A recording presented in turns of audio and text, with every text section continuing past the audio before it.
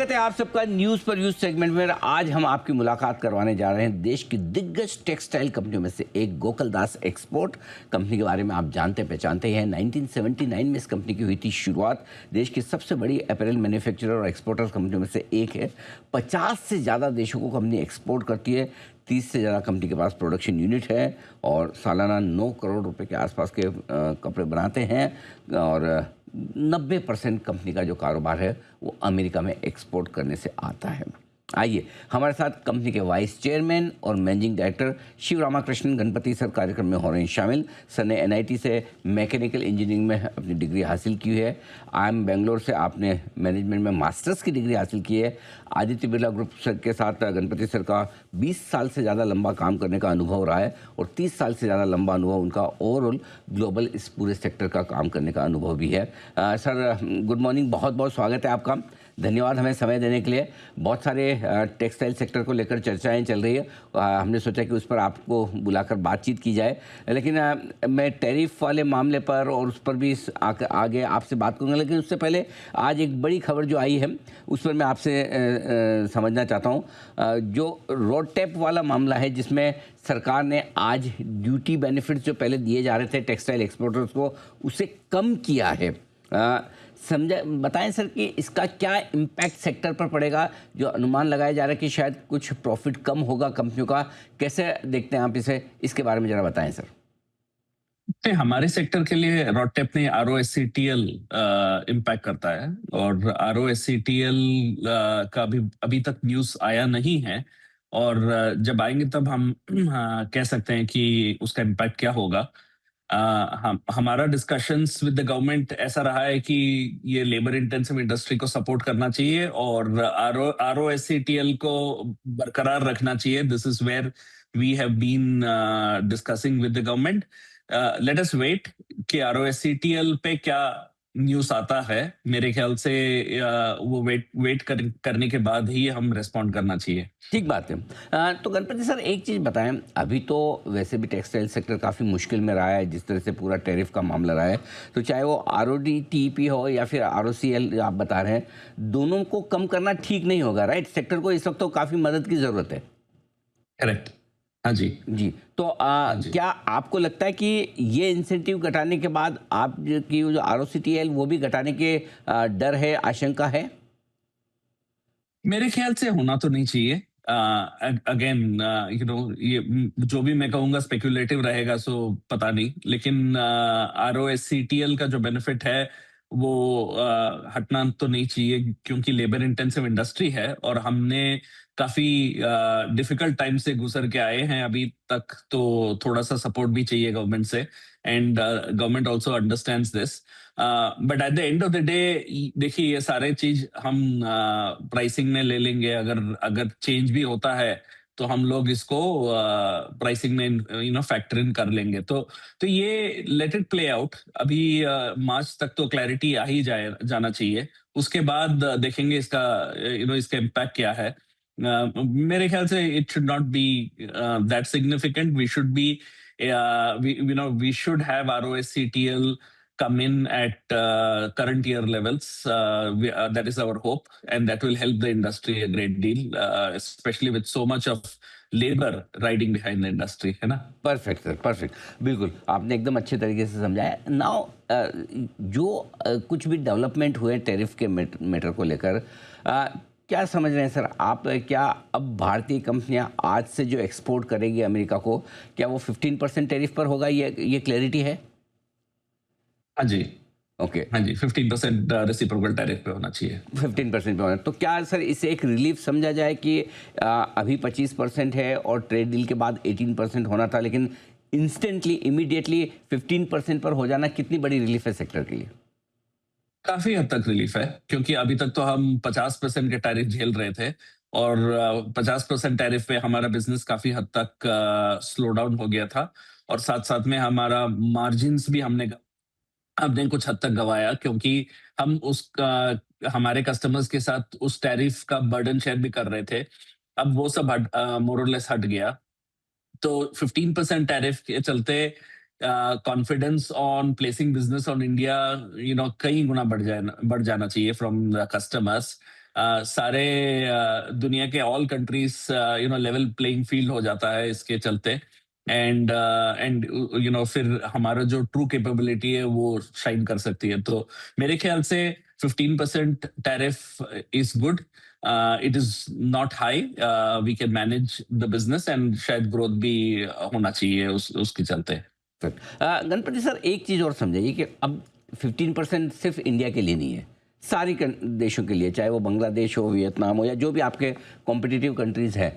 तो क्या ये अब जो पहले थोड़ा सा हमें लग रहा था कि हमारी ट्रेड डील होने के बाद हमें एज है, थोड़ा बेनिफिट है, क्या वो एज पार हो जाएगा, कंपटीशन बढ़ेगा? नहीं नहीं, वो देखिए 18 19 20 सब सिमिलर है, एक ही बराबर ही था वो पहले भी। तो 15 इज ऑल ऑल गुड। तो मेरे ख्याल से इस ये सारे टैरिफ तो अप्रैल 2025 में लागू हुआ था, ये रेसिप्रोकल टैरिफ। उसके पहले तो हम अच्छी तरह से compete कर ही रहे थे। और हमारा इंडिया का जो एक्सपोर्ट्स था 5 billion plus two US was happening despite all these things.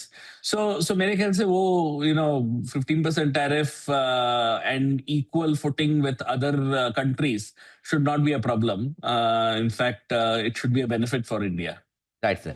सो आपका 90% रेवेन्यू सर अमेरिका से आता है, राइट सर, यूएस से आता है? नहीं, 70% आता है 70% अभी 70% है। ये समझाएं सर कि अब पुराना जो आपका वॉल्यूम था, पुरानी जो सेल्स थी, क्योंकि पिछले क्वार्टर के नतीजे मैंने देखा है कि सेल्स के लिहाज से ठीक है, तो अब वो पुराने लेवल्स पर पहुंचने में कितना समय लगेगा?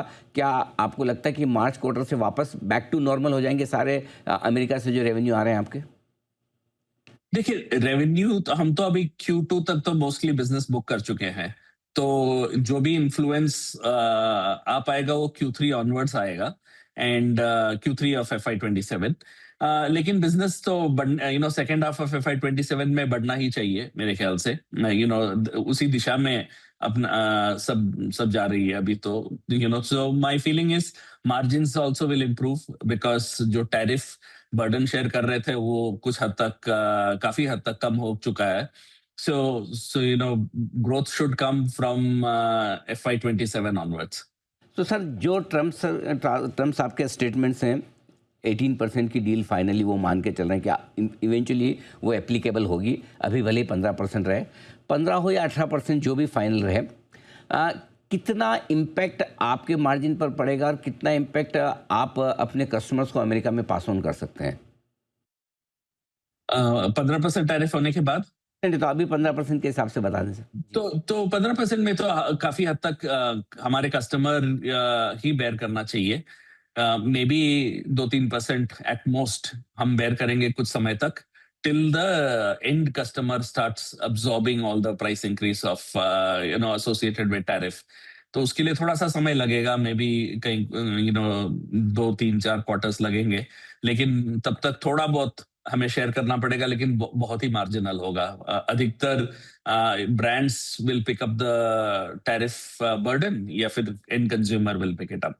गणपति सर, यूरोपियन यूनियन के साथ भी हमारा एफटीए साइन हो गया, तो दो बड़े एफटीए हो गए हमारे एक तरह से। कितना फ़ायदा टेक्सटाइल कंपनियों को, सेक्टर को, आपकी कंपनी को मिलेगा इसका? बहुत फायदा होना चाहिए, क्योंकि यूरोप भी बहुत बड़ी मार्केट है। और जब यूरोपियन यूनियन जीरो टैरिफ पे लेने लगेंगे, तो वो जो ग्रोथ है वो भी काफी सब्सटेंशियल होना चाहिए। आज के दिन में European Union Bangladesh, Sri Lanka, Vietnam इन कंट्रियों से ड्यूटी फ्री लेते हैं। तो उसका एडवांटेज भी हमें मिलेगा। So that will be a good growth opportunity in addition to United States as a market. So overall textiles के लिए ये सारे जो FTA गवर्नमेंट ऑफ इंडिया ने एंटर किए हैं, labour intensive industries like apparel के लिए बहुत ही बेनिफिशियल है। And I think it was a good move done by the government of India to get into FTAs with all these large market blocks. देखिए, ये FTS tariff तो शायद हमारे हाथ में नहीं है, जो भी डिसाइड होगा ग्लोबली वो होगा, लेकिन और क्या ऐसे सपोर्ट की ज़रूरत है टेक्सटाइल सेक्टर को इस वक्त सरकार से? क्या चाहिए? नहीं, आई थिंक एफटीए को जल्दी क्लोज करें तो अच्छा है, क्योंकि यूके एफटीए भी आना बाकी है अभी, मोस्ट लाइकली अप्रैल में होना चाहिए। तो that is one important one. उसके बाद पॉलिसी स्टेबिलिटी, जैसे आरओएससीटीएल वगैरह हम जो कह रहे थे ना, उसका जो कंटिन्यूटी फॉर लॉन्ग टर्म ये रहना अच्छा है, क्योंकि you know the underlying policy stable होने से फिर हमको लॉन्ग टर्म बिजनेस हम ढंग से कर सकते हैं, प्राइसिंग ठीक से कर सकते हैं. Other than that, I think government is doing everything to support this industry. सारा मसला इंडस्ट्री के ऊपर है कि we have how well we handle our business to compete globally. Bangladesh अब थोड़ा सा पॉलिटिकली स्टेबल हो रहा है, काफ़ी लोग ये मानते हैं कि हमारी टेक्सटाइल इंडस्ट्री के लिए बड़ी थ्रेट या कंपटीशन है सस्ता लेबर होने की वजह से. इस कैसे देखते हैं इस कंपटीशन को आप सर?